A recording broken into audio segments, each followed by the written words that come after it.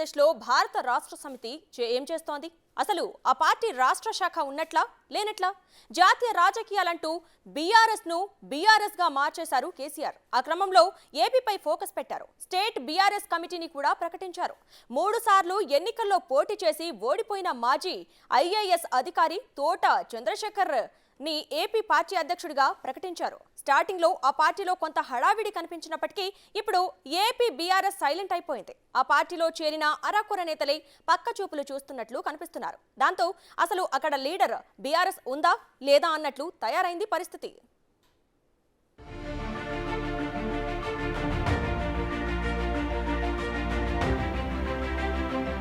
జాతీయ రాజకీయాల్లో చక్రం తిప్పాలన్న లక్ష్యంతో గులాబీ పార్టీ పేరుని బీఆర్ఎస్ గా మార్చి అప్పట్లో కర్ణాటక, మహారాష్ట్ర, ఆంధ్రప్రదేశ్ వంటి రాష్ట్రాలపై ఫోకస్ పెట్టారు కేసీఆర్. అందులో భాగంగా ఏపీకి బీఆర్ఎస్ కమిటీని కూడా ప్రకటించారు. మహారాష్ట్ర కేడర్ కు చెందిన మాజీ ఐఏఎస్ అధికారి తోట చంద్రశేఖర్ ని బీఆర్ఎస్ రాష్ట్ర అధ్యక్షుడిగా ప్రకటించారు. గుంటూరు వాసి అయిన చంద్రశేఖర్ తన 21 ఏళ్ల ఐఏఎస్ కెరీర్ ను వదులుకుని పొలిటికల్ ఎంట్రీ ఇచ్చారు. ప్రజారాజ్యం పార్టీ ద్వారా క్రియాశీల రాజకీయాల్లోకి అడుగుపెట్టి 2009 ఎన్నికల్లో గుంటూరు ఎంపీగా పోటీ చేసిన తోట చంద్రశేఖర్ ఓడిపోయారు. తర్వాత 2014లో వైసీపీ నుంచి ఏలూరు ఎంపీగా పోటీ చేసిన గెలుపు గుర్రం ఎక్కలేకపోయారు. దాంతో గత ఎన్నికల నాటికి జనసేన కండువా కప్పుకుని గుంటూరు వెస్ట్ నుంచి ఎమ్మెల్యేగా పోటీ చేసిన లక్ దక్కలేదు.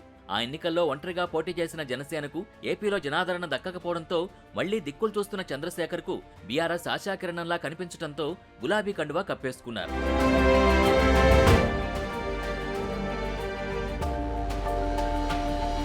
బీఆర్ఎస్ లో తోట చేరిక సందర్భంగా పెద్ద ఎత్తున బీఆర్ఎస్ హోర్డింగ్లతో హడావుడి చేశారు. దాంతో పాటు ఇంకొందరు నేతల చేరిక కోసం హైదరాబాద్ నుంచి వాహనాలు పంపి మరీ రప్పించుకున్నారు. దారి పొడవునా బీఆర్ఎస్ లోకి స్వాగతం అంటూ హోర్డింగ్లు, ఫ్లెక్సీలు ఏర్పాటు చేశారు. ఏపీలో బీఆర్ఎస్ బహిరంగ సభలు నిర్వహిస్తుందని, కేసీఆర్ ఆ సభల్లో పాల్గొంటారని పెద్ద ఎత్తున ప్రచారంతో ఓదరగొట్టేశారు. కేసీఆర్ సమక్షంలో బీఆర్ఎస్ లో చేరిన తోట తనని అధ్యక్షుడిగా ప్రకటించగానే గతేడాది మేలో గుంటూరులో బీఆర్ఎస్ రాష్ట్ర కార్యాలయం ప్రారంభించారు. ఈసారి ఎన్నికల్లో తమ సత్తా చూపిస్తామని ఘనంగా ప్రకటించారు.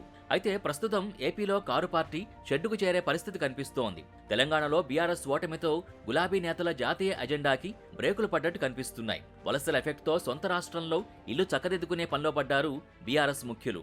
ఇంట గెలవలేని పార్టీ రచ్చగక్కి మాత్రం ఏం చేయగలుగుతుందిలే అని ఫిక్స్ అయినట్టు కనిపిస్తున్న ఏపీ బీఆర్ఎస్ లో ఉన్న 1-2 నేతలు పక్కచూపులు చూస్తున్నారట. తెలంగాణ సీఎం రేవంత్ రెడ్డి ఇచ్చిన షాక్ నుంచి ఇంకా కోలుకోలేకపోతున్న బీఆర్ఎస్ ముఖ్యులు ఆంధ్రప్రదేశ్ రాజకీయాల్లో వేలుపెట్టే పరిస్థితి కనిపించకపోవడంతో రాష్ట్రంలో ఆ పార్టీకి నేతలే కాదు, కనీసం జెండా పట్టుకునే కార్యకర్తలు కూడా కనిపించకుండా పోతున్నారు.